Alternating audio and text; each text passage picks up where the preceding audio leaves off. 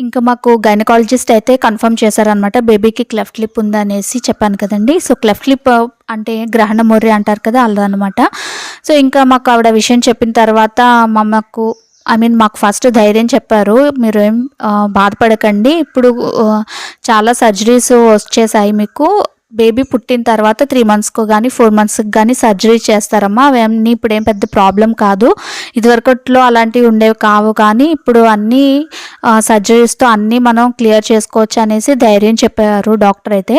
So, ఇంకా ఆవిడ ఏమంటే అంటే తనకు కూడా క్లియర్‌గా తెలీదు. మీరు చిల్డ్రన్ స్పెషలిస్ట్‌ని కనుక్కొని ఒకసారి రిపోర్ట్స్ చూపిచ్చి మాట్లాడితే మీకు ఇంకా డీటెయిల్స్ చెప్తారు. సో, అని చెప్పి ఆవిడ ఒక చిల్డ్రన్ స్పెషలిస్ట్ గురించి చెప్పారనమాట. మాకు అక్కడికి జేఎన్‌టీయూ ఆపోజిట్‌లో లోటస్ హాస్పిటల్ అని చిల్డ్రన్ హాస్పిటల్ ఉండేది. సో, అక్కడ చిల్డ్రన్ స్పెషలిస్ట్ పీడియాట్రిషియన్ ఎవరు డాక్టర్ లావణ్య అనేసి మాకు సజెస్ట్ చేశారనమాట అప్పుడు. మేమైతే వెళ్ళాము.